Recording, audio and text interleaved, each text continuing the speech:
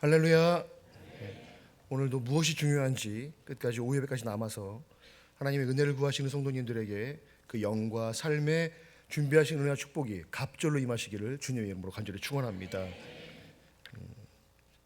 제가 고민을 했습니다. 한 번쯤은 인사를 드려야 될 것 같아요. 담임 목사님께서는 그렇게 하지 말라고 하시는데 인사를 드릴 수밖에 없습니다. 늘 이 자리가 두렵고 떨리는 자리입니다. 그래서 설 때마다 부담스럽고요. 목구멍까지 올라온 얘기가 뭐냐면, 목사님 저 못 쓰겠습니다라는 말씀을 드리고 싶은데, 은혜를 입은 자예요. 저는 은혜를 입은 자입니다. 누구에게 입었냐면 먼저는 하나님께 은혜를 입은 자고요. 그리고 저를 뽑아주신 우리 담임 목사님과 성도님들께 은혜를 입은 자입니다. 그래서 저를 단위에 세워주시고 설 수 있도록 기회를 주신 우리 담임 목사님께도 늘 감사하는 말씀 또 전해 드리지 않고는 제가 설 수가 없어서 먼저 그 말씀 드립니다. 감사합니다. 오늘 이 로마서 본문은 참 어려운 본문입니다. 사도 바울의 어떤 그런 예수님을 만나고 그의 지식이 축약되어 있는 아주 중요한 로마서지요. 그래서 이 로마서를 함부로 다루기도 어렵고 함부로 말하기도 어려운 본문이지만, 오늘은 그나마 12장 1절에서 2절은 보이는 대로도 은혜가 되는 말씀입니다. 신앙생활을 오래 하다 보면 성도들은 아주 위험한 부분에 좀 이르게 됩니다. 그때가 언제냐면, 말씀을 많이 알고 예배에도 익숙하고 은혜라는 말을 너무 자주 사용하다 보니까 복음이 더 이상 나를 흔들지 않습니다. 무슨 말씀인지 아시겠습니까? 마음은 감동하지 않고 삶은 여전히 그대로인데 신앙의 언어만이 남아있는 상태예요. 그래서 학습이 됐어요. 처음에는 그러지 않았는데 그렇게 살다 보니까 학습이 돼서 신앙의 언어만, 신앙의 형태만이 남아있는 것입니다. 그러나 성경이 말하는 복음은 결코 그런 것이 아니죠. 복음은 정보를 전달하는 소식이 아니라 인생의 주인을 바꾸는 것입니다. 죄 없으신 예수 그리스도께서 십자가에서 우리를 대신하여 죽으셨다는 이 사실은 인간의 삶을 근본적으로 재편성하지 않고는 그냥 지나칠 수 없는 진리가 된다는 것입니다. 지난주 담임 목사님께서 히브리서 4장 14절에서 16절의 본문으로 은혜의 보좌 앞으로 라는 제목으로 말씀을 선포하셨습니다. 죄 없으신 이가 우리로 인하여 죄를 대신 담당하심으로 우리를 은혜의 보좌 앞에 담대히 나아갈 수 있도록 인도하셨다는 것이요. 그 이유는 우리가 복음의 사람으로 살아가기를 원하시기 때문입니다. 로마서 12장은 바로 그 부분을 정확하게 찌르고 있습니다. 사도 바울은 11장까지는 숨가쁘게 복음을 전하는 현장을 이야기를 해요. 인간이 얼마나 죄 아래에 있는 존재인지, 율법이 왜 우리를 구원하지 못하는지, 그리고 하나님께서 어떤 방식으로 죄인을 의롭다 하시는지를 아주 치밀하게 설명을 하고 있습니다. 그리고 12장에 들어와서 숨을 고르듯이 이렇게 시작합니다. 그러므로 라고 시작을 해요. 그런데 이 그러므로라는 단어에 아주 좋은 질문이 하나 숨어져 있습니다. 어떤 질문이냐면, 그러므로 이 복음을 들은 너희들은, 나는 어떻게 살아가야 되는가예요. 우리는 그 질문 앞에 어떤 행동으로 살아가겠습니까? 하나님의 모든 자비하심으로 살아가야 됩니다. 이것이 은혜 받은 자가 삶을 출발하는 출발점이 된다는 거죠. 바울은 명령으로 시작하지 않습니다. 그는 권면으로 시작합니다. 그리고 그 권면의 근거를 분명히 밝히고 있습니다. 하나님의 모든 자비하심으로. 여기서 자비는 단수형의 감정이 아니라 성경 전체를 나타내는 복수형이에요. 그래서 하나님께서 베푸신 구원의 모든 부분을 가리킵니다. 인간의 타락을 외면하지 않으신 자비, 죄를 가볍게 넘기지 않으시는 공의, 그리고 그 공의를 만족시키기 위해 독생자를 내어주신 사랑, 그 모든 것이 포함되어 있다는 거죠. 우리는 종종 은혜를 위로의 말로 축소시킵니다. 괜찮다, 하나님이 이해하신다 정도로 생각을 하죠. 그러나 성경이 말하는 은혜는 그런 수준이 아닙니다. 은혜는 피 흘림을 전제로 하죠. 하나님의 은혜는 그래요. 대속은 실제 형벌의 전가지요. 죄 없으신 그리스도께서 죄인의 자리에 서셨고 하나님께서 죄를 심판하신 자리에서 우리가 살아났습니다. 이 은혜는 사람을 가만두지 않습니다. 정확하게는 가만히 있을 수가 없다는 거죠. 진짜 은혜를 아는 사람은 자기 인생을 그대로 유지할 수가 없습니다. 자존심이 무너지고 자기 합리화가 무너지고 이 정도면 괜찮다라는 신앙의 타입이 무너집니다. 은혜를 깊이 알수록 사람은 말이 줄어들고요. 대신 무릎이 많아집니다. 변명하지 않고 따지지 않고 엎드립니다. 이것이 대속의 은혜가 사람 안에서 일으키는 변화가 됩니다. 그리고 우리 은혜 입은 자들은 우리의 몸을 드리는 자세로 살아야 된다는 거죠. 예배는 인생을 내어놓는 것입니다. 바울은 이제 매우 구체적인 요청을 하고 있습니다. 너희 몸을 하나님이 기뻐하시는 거룩한 산 제사로 드리라. 여기서 우리는 반드시 멈춰 서서 한번 생각을 해봐야 됩니다. 바울은 마음을 드리라고 하지 않습니다. 생각을 드리라고 하지 않습니다. 뭘 드리라고 말씀하신다고요? 몸을 드리라. 몸은 추상적인 개념이 아닙니다. 현실이고 삶이고 구체적인 나의 하루하루가 돼요. 몸은 무엇이 포함됩니까? 내 시간, 내 경제관, 내 인간관계, 내 말습관, 그리고 나의 전체적인 인격들을 다 포괄을 하죠. 또한 내 인생의 방향성, 이런 것들이 전부 포함됩니다. 바울은 신앙을 삶의 한 영역으로 두지 않습니다. 삶 전체를 제단 위에 올려놓으라고 말합니다. 그리고 이 제사를 우리는 뭐라고 부릅니까? 성경에서는 산제사라고 하죠. 이 표현은 좀 불편한 표현이 되기도 합니다. 산제사라는 건 뭐냐면 살아있는 채로 제물을 드리라는 소리예요. 근데 여기에 아주 큰 맹점이 하나가 있습니다. 왜냐하면 살아있기에 움직여요. 그래서 산제사를 말씀하시는 그 이유가 내가 하나님의 산 제물 되기 위해서는 어떻게 되냐면 여전히 나는 살아있고 여전히 움직이지만 하나님 앞에 드리는 제사의 제물이 됨을 통해서 살아있는 상태에서 순종하는 자세라는 거예요. 여전히 자아가 남아있고 여전히 경험이 남아있고 여전히 내 안에 모든 것들이 남아있는데 그 상태로 산 제물이 되라는 거죠. 쉽게 될 수 없습니다. 그래서 우리는 순종이 필요합니다. 그래서 처음에 말씀드렸듯이 내 안에 있는 모든 것들을 다 주님께 맡기지 않고는 산제사가 될 수가 없어요. 그래서 오늘 말하는 이 산제사의 더 구체적인 부분은 뭐냐면 움직이지만 하나님이 원하시는 것이기 때문에 그대로 드릴 수 있는 산제물. 그래서 그 살아서 움직이는 역동적인 모습이 어떤 모습이어야 되냐고요? 예배자의 모습이어야 되고 하나님께 은혜 받은 자로서 그 은혜 받은 자가 그 은혜로 살아갈 수 있는 주님을 닮아가는 삶, 그 삶을 사는 것을 결단하는 산제사의 제물이 되어야 된다는 겁니다. 우리가 그런 인생을 살아가길 바랍니다. 예전에 어디를 이동을 하다가 무심결에 이렇게 라디오를 틀었는데 제가 이러면 안 되지만 그 CTS, CBS를 잘 안 듣습니다. 이게 주로 이제 CCM을 듣는데 그날따라 이제 이렇게 채널 하나 잡혔는데 누가 얘기한 건지 모르겠는데 그 대목 하나가 자꾸 기억에 남는 대목이 하나가 있습니다. 어떤 대목이었냐면 문제는 우리가 하나님께 인생을 안 드리는 게 아니라 드렸다가 다시 가져간다라는 거래요. 드리긴 드립니다. 그런데 드리는 걸로 그렇게 끝내는 게 아니라 드렸다가 다시 가져오는 것. 그러니 여전히 문제가 남아있죠. 그러니 해결되지 않죠. 위기 때는 드립니다. 눈물 날 때는 드립니다. 병상에서도 드리고요. 그러나 상황이 안정되면 다시 인생의 키를 쥐는 게 우리의 본성인 것 같습니다.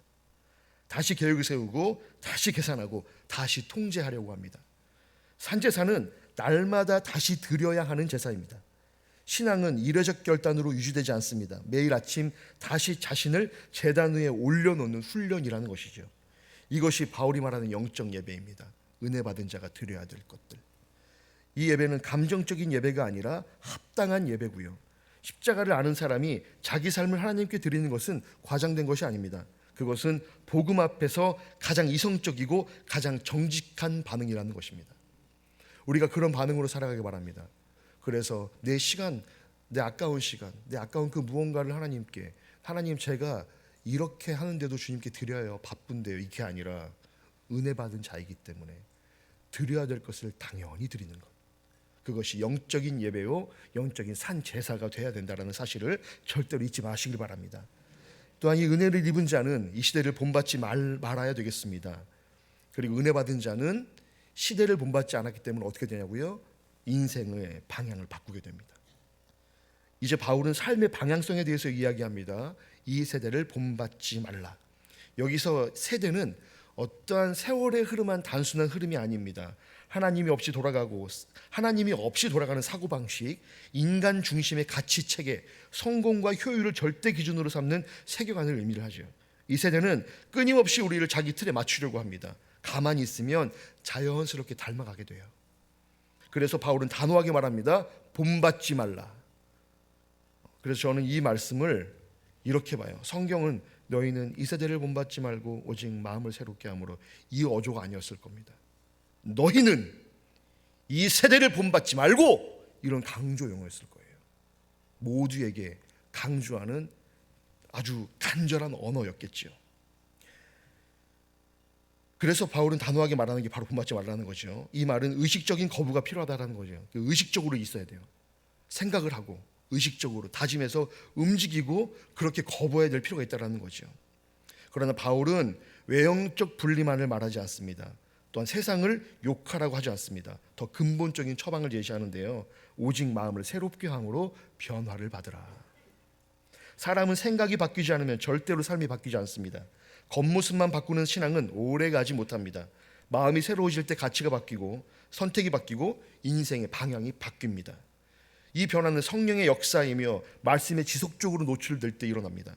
말씀 앞에서 사고가 재편성되고 십자가 앞에서 기준이 바뀌는 것이죠.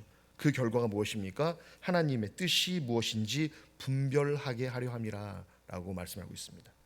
하나님의 뜻은 어떤 특정한 사람만 아는 비밀 코드가 아닙니다. 대속의 은혜 안에 거하는 사람에게 점점 분명해지는 삶의 방향이라는 거죠. 무엇이 옳은지, 무엇이 하나님을 기쁘게 하시는지, 무엇이 십자가에 합당한 선택인지가 보이기 시작한다는 겁니다. 그러므로 이후에 우리의 삶은 달라져야 한다는 거죠. 오늘 1절 말씀에 그러므로 이후에 뭐라고요? 삶은 달라져야 합니다. 오늘 로마서 12장 1절에서 한 가지 질문을 끝까지 붙들어야 되겠습니다. 그러므로 우리는 어떻게 살아가야 하는가?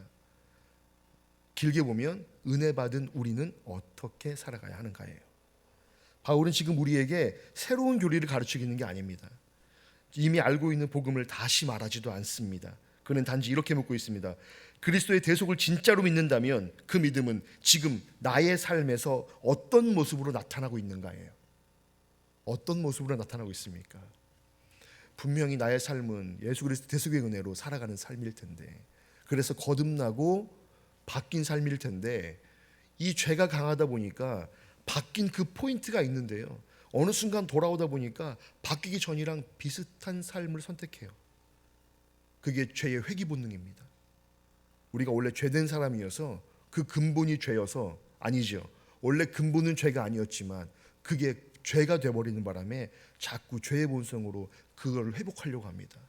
하나님의 사람으로 회복돼야 되는 회복성이 아니라 죄로 회귀하려는 삶, 그게 나의 영적인 본성이라는 거죠.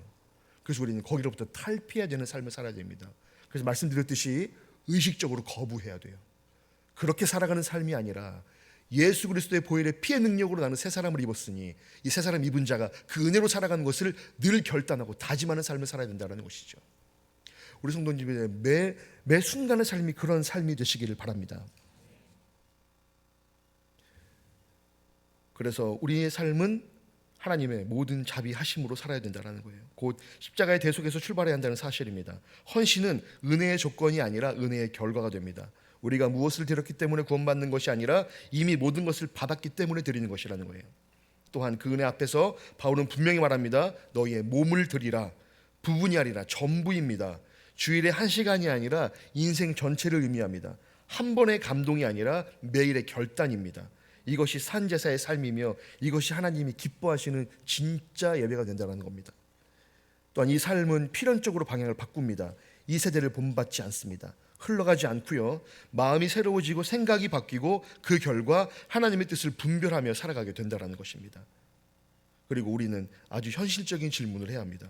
그렇다면 내일 아침부터 무엇이 달라져야 하는가? 아니요, 저는 그렇게 다시 한번 말씀드리지 않겠어요. 이 본당을 빠져나가서 삶의 터전에 발을 밟는 그 순간부터 어떻게 달라져야 되는가? 무엇이 달라져야 하는가예요. 목사님, 저는 달라질 게 없는데요. 매일 예배의 삶을 살고 매일 결단을 하고 매일 새벽을 주님께 드리고 말씀으로 살아가기 힘쓰고 있습니다. 그런데 그렇게 힘쓰지만 정작 삶 가운데서, 나의 가정 가운데에서 그렇게 살아가시냐는 거예요. 대부분 그렇게 살지 않죠. 너무나 익숙한 곳에서는 익숙한 대로 삶에 변화받은 사람의 모습이 아니라 여전히 죄된 그 전의 모습으로 살아요. 입으로는 축복의 말이 아니라 저주의 말을 내뿜고 나의 행동은 평안한 주님의 삶으로 살아가는 삶이 아니라 나의 편의를 위해서 더 편한 삶을 추구를 하고 그렇게 살아가는 것. 내 생각 또한 더 좋은 쪽으로, 편한 쪽으로 생각하지 하나님을 믿는 믿음으로 어떻게 살아가야 될지에 대한 계획들은 하지 않는다는 겁니다. 자, 우리 성전을 빠져나가시면서 우리가 예배자로 섰기 때문에 예배자가 받은 은혜의 삶을 어떻게 또한 무엇이 달라져야 하는지 고민해 보시고 그것을 또한 삶으로 실천해내시는 그러한 연휴가 되시기 바랍니다. 연휴이기 때문에 마음 편하게 놓지 마십시오. 그때 더 위험하죠. 이럴 때일수록 더 위험합니다. 마음이 편해질 때, 상황이 좋아질 때 더 위험해지는 상황들이 발생이 되니까 나에게 은혜를 주신 하나님을 기억하셔서 그 주님의 은혜에 따라 살아내실 때 매 시간 초가 결단의 연속이 되시기를 바랍니다. 그리고 또한 중요한 것이 있습니다. 삶의 주도권을 점검을 해야 됩니다. 먼저 스스로에게 물어보십시오. 지금 내 인생의 중요한 결정은 누가 하고 있는가예요. 시간 사용, 재정 계획, 인생의 방향을 나는 여전히 내가 쥐고 있지는 않은가.